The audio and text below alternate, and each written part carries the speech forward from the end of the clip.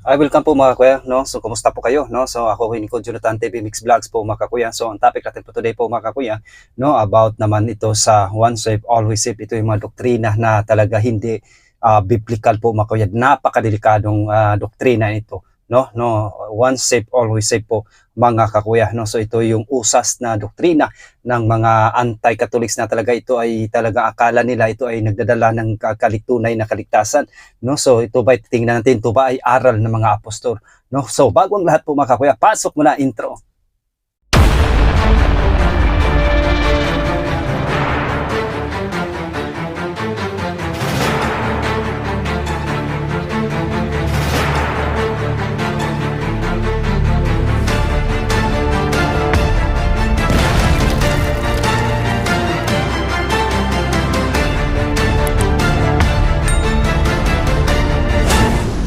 Welcome po mga kakuya, ko Jonathan TV Vlogs, nagbabalik, no? So ating topic natin po today po mga kakuya, napakaganda at napaka-blessed natin. Kumusta po kayo?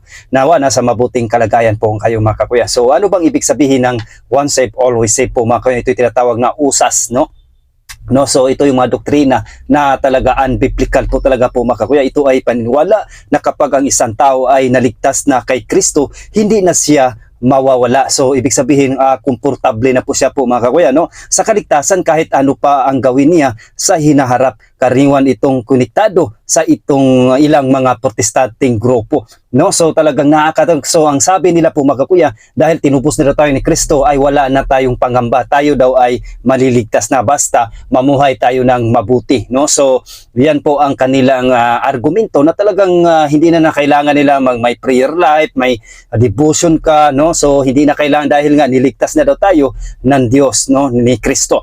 So yan mga talaga mga kakuya, kung tatanungin din natin mamaya kung ano pang mga sabi ng ating isa sa ating mga apostol, mga talatang tila sumusuporta, no, pero kailangang basahin sa konteksto. So talagang ito yung mga paliwanag nila po mga kakuya na delikado at sila nag-self-interpret sa Biblia talaga, no? So ayon dito sa Juan 10 verse 28 hanggang 29, walang makakaagaw sa kanila sa aking mga kamay. So yan po mga kakuya ang sabi ng Juan 10 verse 28 hanggang 29 po mga kakuya. So dito naman sa Roma 8 verse 38 hanggang 39, walang makapaghiwalay sa atin sa pag-ibig ng Diyos. Isa lang ito po mga kakuya na ginagamit ng mga anti-Catholics na argumento, no? So tandaan, ang mga talatang ito ay patungkol sa katiyakan ng kaligtasan habang nanatili sa pananampalataya, hindi lisensya para magpatuloy sa kasalanan.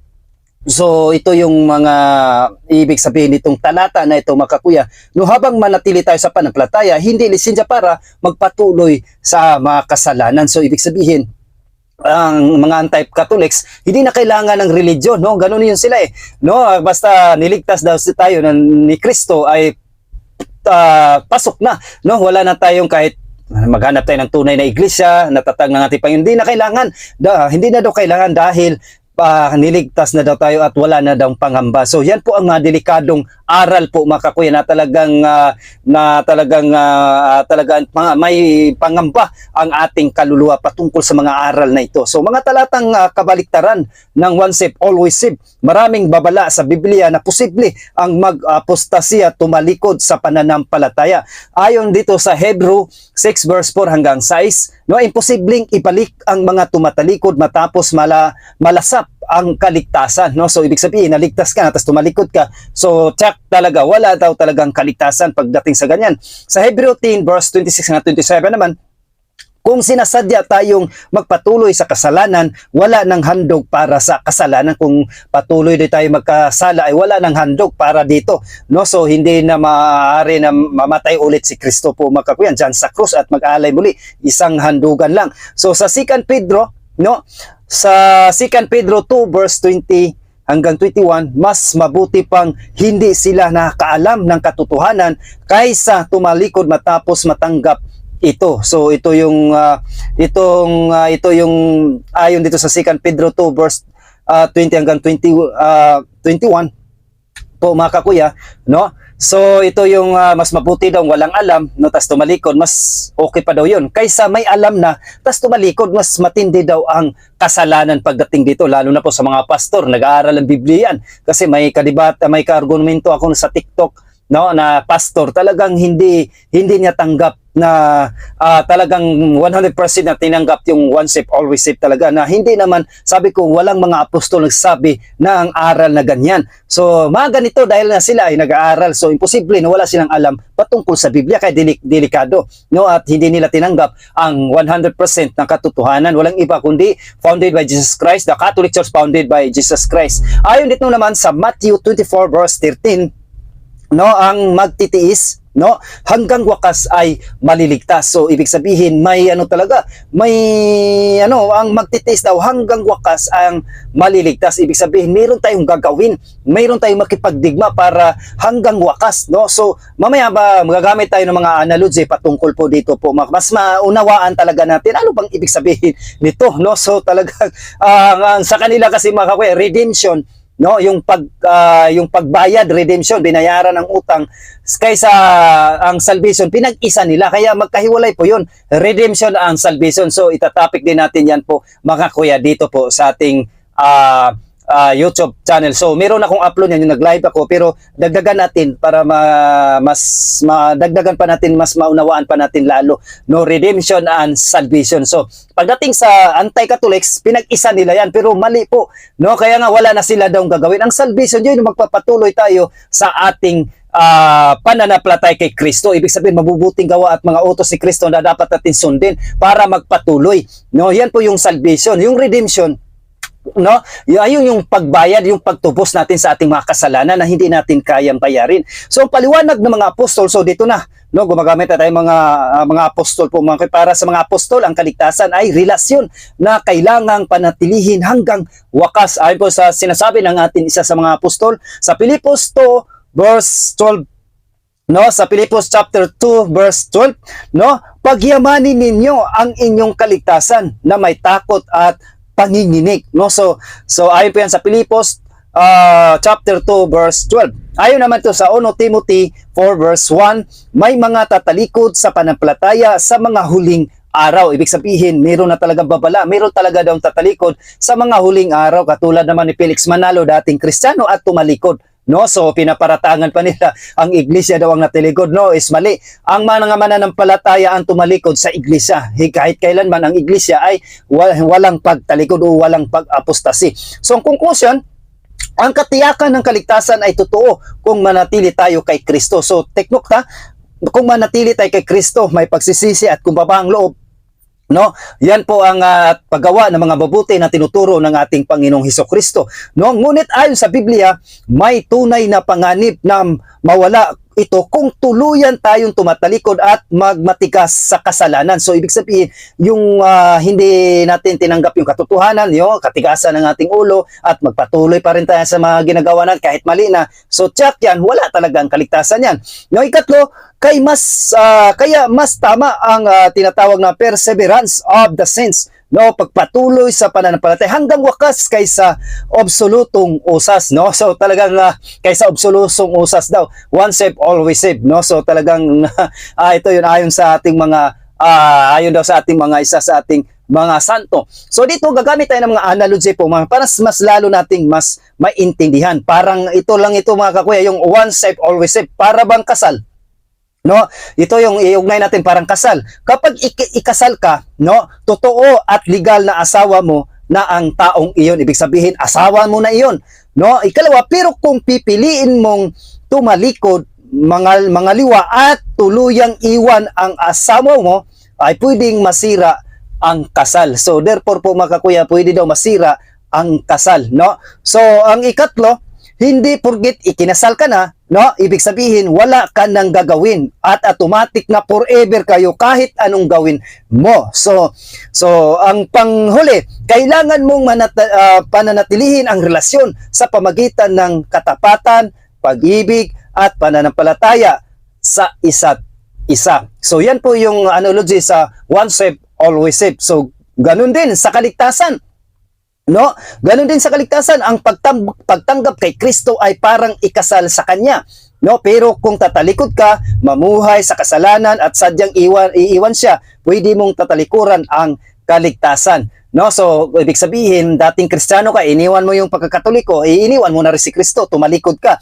Kaya sinasabi sa Matthew 24 verse 13, ang magtitiis hanggang wakas ang maliligtas. So talagang napakaganda po mga kakuya, no, ang ating topic natin for today, no. Kaya nga talaga ito ay delikado talaga itong mga aral ito ng mga anti-Catholics na talaga delikado ang ating kaluluwa pagdating dito sa mga aral na ito na wala naman talagang ugnayan, no, sa ating mga apostol at hindi ito pinapahayag ng ating mga apostol, no. Mga pahayag ng Church Father si Saint Justin Martyr, no, sa taong 100 hanggang sa 165 AD. Ang mga naligtas ngunit muling namuhay sa kasalanan at hindi nagsisi ay hindi makapasok sa kaharian ng Diyos. Sa First Apologia, no, sa chapter 16, no, dito natin mababasa sa kanyang Saint Justin Martyr, no. So, ang paliwanag niya para kay Justin, hindi sapat na minsan kang maligtas. Kung babalik ka sa kasalanan at hindi magsisi, mawawala ang kaligtasan. So, na yun po yun sa kanya. Ayon naman kay Saint Irenaeus of Lyons sa 130 hanggang sa 202 AD, siya na pagkatapos matanggap ang buhay ay tumatalikod muli sa Diyos ay ibinilang daw kasama ng mga patay sa Against Heresies Book Volume 5 Book 5 Chapter 27. No, so ang pagtanggap daw sa buhay, kaligtasan ay walang silbi kung iiwan mo ang Diyos sa bandang huli. So ayon po yan kay Saint Irenaeus po mga kakuya. Si Tertullian sa 155 AD hanggang sa 240 AD, ang kaligtasan ay para lamang sa mga nanatili hanggang wakas. Ang mga tumatalikod ay walang bahagi sa mga pangako ng Diyos sa On Modesty chapter 21, so sa kanyang aklat. No, si Origen naman sa taong 184 hanggang sa 253 AD. No, kahit ang mga banal ay maaring mahulog at mawalan ng kaligtasan kung sila'y magiging pabaya, no, sa kanyang homilies on Ezekiel 13 verse 1 po mga kakuya, no. So si Saint Augustine, no, sa taong 354 hanggang sa 430 AD, marami ang nagsisimula sa pananampalataya ngunit kakaunti ang nanatili hanggang wakas at yaong tumigil ay hindi magtatamo ng gantimpala, no, sa On Rebuke and Grace chapter 9 sa kanyang aklat. Sa pananaw ng mga Church Fathers, una, hindi automatic ang kaligtasan matapos itong matanggap. Tiknot na, ikalawa, kailangan manatili sa panampalataya at mabuting gawa.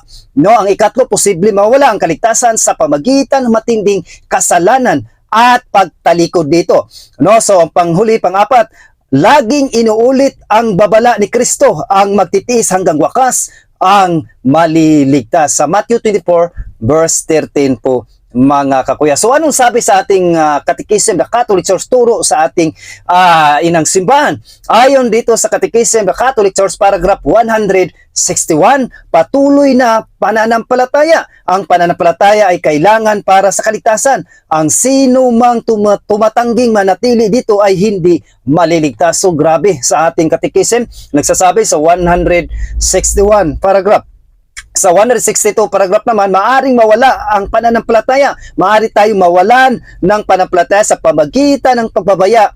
No, pabaya daw at dapat tayong magsikap na ito'y alagaan. So, sinabi rito, ang naposible ang mawala ang pananampalataya sa lungat sa idea ng one saved, always saved. So, delikado pong aral po yan mga kakuya. Ayon naman, dagdag pa natin sa Catechism of the Catholic Church paragraph 1821, pag-asa hanggang wakas, ang magtitiis hanggang wakas na maliligtas, Matthew 24 verse 13. Sa Catechism of the Catholic Church paragraph 2016, pagpapatuloy sa kabanalan, ang mga anak ng Diyos ay dapat magtiyaga hanggang wakas sa pamagitan ng pagsunod sa mga utos ng Diyos at sa kanyang biyaya. So grabe, no? So dagdaman sa Catechism naman, sa Catechism of the Catholic Church paragraph 2068, tungkulin ng pananampalataya at gawa. Upang makamit ang kaligtasan, kailangan natin sundin ang pananampalataya at isabuhay ito sa gawa.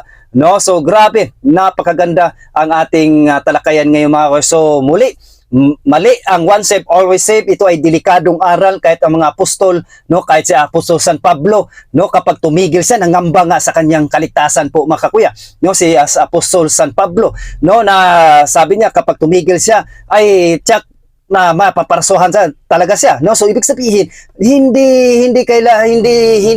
hindi batayan ang once saved always saved purgit na tayo ay niligtas na ay hihinto na tayo, hindi.